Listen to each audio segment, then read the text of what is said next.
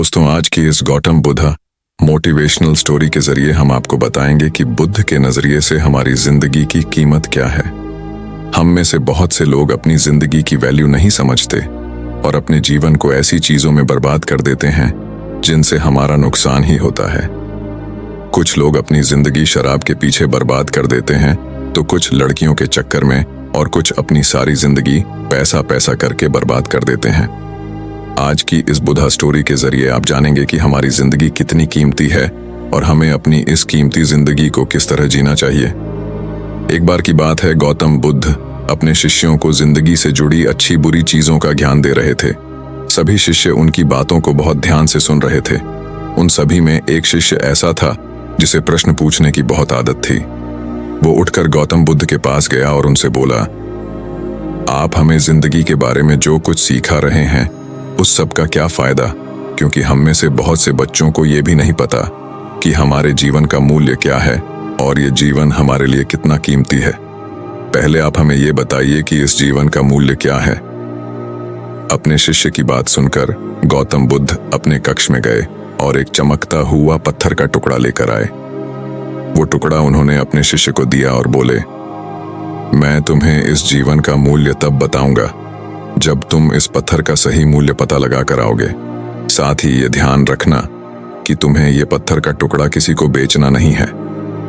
गौतम बुद्ध की बात मानकर वो शिष्य बाजार की तरफ चला गया।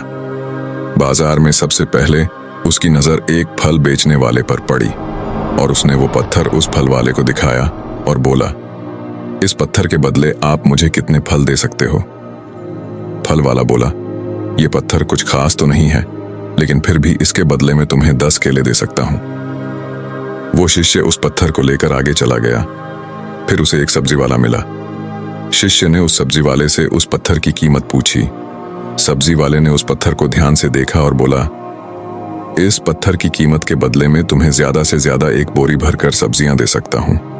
इसके बाद वो शिष्य उस पत्थर को लेकर एक सोने के व्यापारी के पास गया। उस पत्थर की टुकड़े की चमक देखते ही उस सुनार ने उसकी कीमत 100 सोने के सिक्के लगाई। शिष्य ने वो टुकड़ा बेचने से मना किया तो वो सुनार उसके बदले 200 सोने के सिक्के देने को भी राजी हो गया, लेकिन शिष्य ने वो पत्थर नहीं बेचा। इसके बाद वो शिष्य एक हीरों के व्यापारी के पास गया और उनके सामने उसने वो पत्थर के टुकड़े को रख दिया। उस पत्थर को देखते ही हीरों के व्यापारी ने एक साफ कपड़ा बिछाया, उस पत्थर को उसके ऊपर रखा, फिर उसकी परिक्रमा की और हाथ जोड़कर उस पत्थर को कपड़े में लपेटते हुए वो बोला, तुम जिसे मामूली पत्थर समझकर उसकी कीमत पूछ रहे हो, असल में ये एक बेशकीमती रूबी है। ऐसा रूबी हर किसी को नहीं मिलता। मैं अगर अपना सब कुछ बेच भी दूं तो भी इसकी कीमत नहीं चुका सकता। उस व्यापारी की बातें सुनकर वो शिष्य हैरान हो गया। वो दौड़ा दौड़ा सीधा बुद्ध के पास आया और उन्हें उसने जो कुछ भी बाजार में हुआ वो सब बताया। उसकी अचरज भरी बातें सुनकर गौतम बुद्ध बोले, तुम्हारे सवाल का जवाब इस रूबी की कीमत में ही छिपा है। हमारा जीवन भी एक रूबी है, रूबी की तरह ये भी बेशकीमती है, लेकिन हम इस बात को हमेशा नजरअंदाज करते हैं और अपने जीवन का मूल्य नहीं समझते। हम दूसरों को देखकर और उनके जैसा जीवन जीने की कोशिश में अपने जीवन की कीमत को कम कर देते हैं। हम ये सोचते हैं कि हमारी जिंदगी की कीमत वही है जो दूसरे हमें बताते हैं, लेकिन ये बात हमेशा ध्यान रखना कि सामने वाला अपनी हैसियत, बुद्धि और अपनी समझ के हिसाब से तुम्हारी कीमत लगाता है। जिंदगी सिर्फ एक बार मिलती है, इसलिए इसको बर्बाद ना करें। अपनी जिंदगी को उतना ही कीमती समझें जितना कीमती आप अपने बैंक में रखें रुपयों को समझते हैं। आज के समय में लोग अपनी जिंदगी से ज्यादा कीमती प्यार, पैसों और दिखावे से भरी चीजों को समझते हैं। प्यार के चक्कर में लोग सुसाइड कर लेते हैं, पैसों के चक्कर में ऐसा काम करने लग जाते हैं जिससे उनकी जिंदगी बर्बाद हो जाती है, नाम कमाने के चक्कर में उल्टे सीधे काम करने लग जाते हैं। हमेशा याद रखें कि दिखावा करना जरूरी नहीं है। प्यार दोबारा मिल सकता है, पैसा फिर कमाया जा सकता है, लेकिन जिंदगी को फिर से पाया नहीं जा सकता। इसलिए अपनी इस बेशकीमती जिंदगी को अच्छे से जिएं।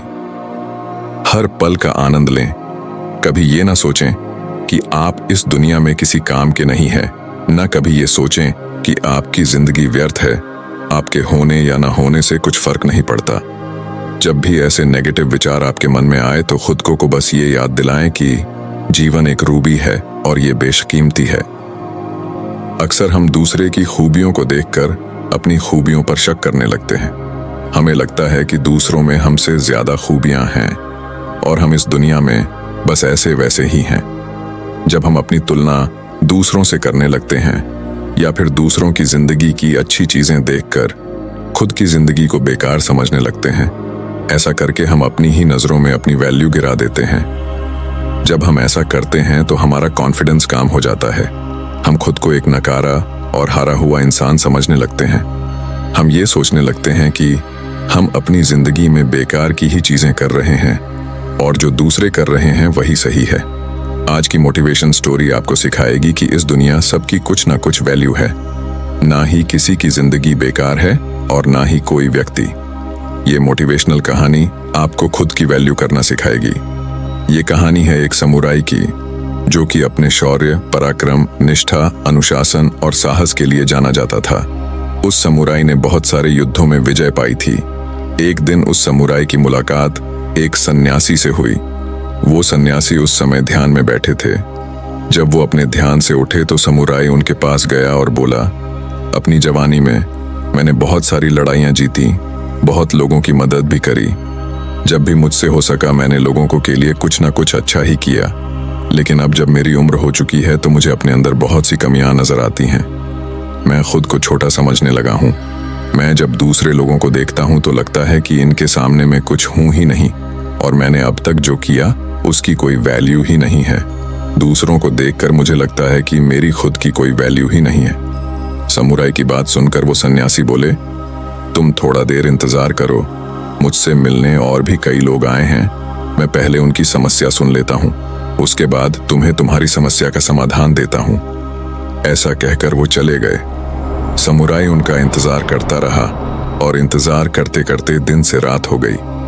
धीरे धीरे सब लोग भी चले गए। समुराई सन्यासी के पास गया और बोला, क्या अब आपके पास मेरे लिए समय है? सन्यासी बोले, तुम मेरे साथ चलो, मैं तुम्हें कुछ दिखाता हूँ। रात के अंधेरे में चांद की रोशनी में बाहर का माहौल एकदम शांत था। सब कुछ बड़ा मोहक लग रहा था। आसमान की तरफ इशारा करते हुए सन्यासी ने समुराई से कहा, तुम चांद को देख रहे हो, वो कितना खूबसूरत है। वो सारी रात यूं ही अपनी चमक बिखेरता रहता है, लेकिन कल जब सुबह होगी और सूरज निकल जाएगा, सूरज की रोशनी इस चांद से ज्यादा तेज होगी, जिसकी वजह से हम पेड़ों, पहाड़ों और पूरी प्रकृति को साफ साफ देख पाएंगे। मेरा मानना है कि हमें इस चांद की जरूरत ही नहीं है, उसका अस्तित्व ही बेकार है। सूरज इससे कहीं ज्यादा बेहतर है। चांद नहीं भी होगा तो हमें ज्यादा फर्क नहीं पड़ेगा। सन्यासी की बातें सुनकर समुराई बीच में ही बोल पड़ा, ये आप क्या कह रहे हैं? ऐसा नहीं है। चांद और सूरज बिल्कुल अलग अलग हैं। दोनों की अपनी अपनी वैल्यू अलग है। आप ऐसी तुलना नहीं कर सकते। सन्यासी बोले, बस यही बात तो तुम्हें भी समझनी है। दोस्तों, इस संसार में हर व्यक्ति की अपनी एक उपयोगिता है। हमारी नजर में भले कि कोई व्यक्ति बेकार हो, निकम्मा हो, लेकिन किसी की जिंदगी में या किसी काम में उस व्यक्ति की अपनी एक अलग उपयोगिता होगी। इसी तरह हम सब खास हैं, फिर चाहे हमारे पास दूसरों से कम है या फिर ज्यादा। हम सब की एक वैल्यू है। इस दुनिया में जिसकी वैल्यू नहीं होती वो ऊपर चला जाता है। कभी भी खुद को दूसरे से कंपेयर ना करें। आप जैसे भी हैं बेहतर हैं, और अगर आप खुद को कमी नजर आती है तो उसे सुधारें, लेकिन दूसरों की खूबियों को देखकर अपनी वैल्यू कम ना करें। कुछ लोगों को लगता है कि जिंदगी को बेहतर सिर्फ पैसों से बनाया जा सकता है, और ये बात कुछ हद तक सही भी है। लेकिन हम एक समाज में रहते हैं और उस समाज में रहने के लिए सिर्फ पैसे वाला होना जरूरी नहीं है, बल्कि एक अच्छी आदतों वाला व्यवहारिक इंसान होना भी जरूरी है। लाइफ चेंजिंग टिप्स के जरिए आप अपने व्यक्तित्व को बदल सकते हैं। साथ ही ये जान सकते हैं कि एक बेहतर जिंदगी जीने के लिए हमें सच में कैसा होना चाहिए। पहला, जब दोस्तों के साथ हों तो अपनी जुबान पर काबू रखें। दोस्तों का साथ किसे अच्छा नहीं लगता। दोस्त साथ में हो तो हमारी हिम्मत और ताकत दोनों बढ़ जाती है, लेकिन कभी कभी ऐसा भी हो जाता है कि बातों बातों में हम अपने ही दोस्त के साथ बहस करने लग जाते और उस सब में कुछ ऐसा बोल जाते हैं जिससे दोस्ती टूटने की नौबत आ जाती है। इसके अलावा कभी कभी हम मजाक के चक्कर में भी अपने दोस्त कुछ ऐसी बात बोल जाते हैं जिससे दोस्ती दुश्मनी में बदल जाती है। और कई बार ऐसा होता है कि जब हम अपने दोस्तों के साथ होते हैं तो हम किसी और से बिना वजह बहस में पड़ जाते हैं, यहाँ तक कि मारपीट करने पर भी उत्तर आते हैं। इसलिए जब आप अपने दोस्तों के साथ हों तो अपनी जुबान पर काबू रखें। ऐसी चीजें ना बोलें जिससे दोस्ती टूटने की नौबत आ जाए, और साथ ही दोस्त साथ में हों तो उसे अपनी ताकत समझकर दूसरों से बेवजह लड़ने की और बहस करने की कोशिश ना करें। इससे आप बिना वजह ही मुसीबत में पड़ सकते हैं। दोस्ती जितनी अच्छी होती है, कभी कभी ये उतनी ही बुरी भी बन जाती है। दूसरा, ज्यादा गुस्से में और ज्यादा प्यार में कभी कोई फैसला ना लें। हमारे फैसले हमारी जिंदगी बदल देते हैं। फैसला अगर सही हो तो जिंदगी स्वर्ग बन जाती है, और अगर फैसला लेने में गलती हो जाए तो जिंदगी नरक भी बन जाती है। सोच समझकर ले गए फैसले ज्यादा नुकसान नहीं करते, लेकिन प्यार में और गुस्से में लिए गए फैसले हमारी जिंदगी को बर्बाद कर देते हैं। जैसे पति की बातों से नाराज होकर अगर पत्नी गुस्से में घर छोड़ के चली जाए तो कई दफा शादीशुदा जिंदगी बर्बाद हो जाती है। इसी तरह किसी के प्यार के चक्कर में कोई लड़का या लड़की अपने परिवार को ही छोड़ दे तो तब भी कई सारी मुसीबतें आ जाती हैं। इसलिए जब भी आपको किसी की बातों से या परिवार वालों की वजह से ज्यादा गुस्सा आ जाए तो ऐसे में कभी कोई फैसला ना लें, पहले खुद को शांत करें। जब मन शांत हो जाए तो कोई फैसला लें। यही बात प्यार के मामले में भी लागू होती है। ज्यादा प्यार के चक्कर में कोई गलत फैसला ना लें। पहले ये जरूर सोच लें कि क्या करना सही है और क्या करना गलत। प्यार आकर चला जाएगा, उसी तरह गुस्सा भी आकर चला जाएगा, लेकिन इनके चक्कर में आप जो फैसला लेंगे अगर वो गलत हो गया तो आपका भी बहुत कुछ चला जाएगा। तीसरा, कोई आपकी तारीफ करे तो उसे अपना घमंड ना दिखाएं। अपनी तारीफ सुनना हर किसी को अच्छा लगता है। तारीफ लायक अगर कुछ काम करो तो तारीफ सुनने में बुराई कैसी। लेकिन कुछ लोग ऐसे भी होते हैं, अगर आप उनकी तारीफ कर दो तो वो अपना घमंड दिखाने लग जाते हैं। यानी कि आप अगर किसी से कहें हैं कि आपने बहुत अच्छा काम किया है तो एक सज्जन व्यक्ति यही कहेगा कि ये तो मेरा फर्ज था, या फिर कहेगा नहीं ऐसी कोई बात नहीं है। लेकिन जिस व्यक्ति के अंदर घमंड होगा वो कहेगा अरे मैं तो हमेशा ही अच्छा काम करता हूँ, ये कोई पहली बार थोड़ा है, मुझसे अच्छा इस काम को कोई और कभी कर ही नहीं पाएगा। अपनी तारीफ सुनने के बाद बहुत से लोग ये दिखाने लगते हैं कि वो इंसान नहीं बल्कि भगवान का कोई अजूबा है, वो भी ऐसा अजूबा जो एक ही है। इसलिए जब भी कोई आपकी तारीफ करे तो उसकी बातों को चेहरे पर एक अच्छी सी स्माइल लेकर सुने, ताकि सामने वाला हर किसी के सामने आपकी तारीफ ही करे। अगर घमंड दिखाने लग जाओगे तो वो तारीफ आपकी आखिरी तारीफ भी हो सकती है। जैसे कुछ चीजें अपने माँ बाप की पसंद की करनी चाहिए ताकि उन्हें अच्छा लगे, कुछ चीजें अपने दोस्तों की पसंद की करनी चाहिए ताकि उन्हें अच्छा लगे।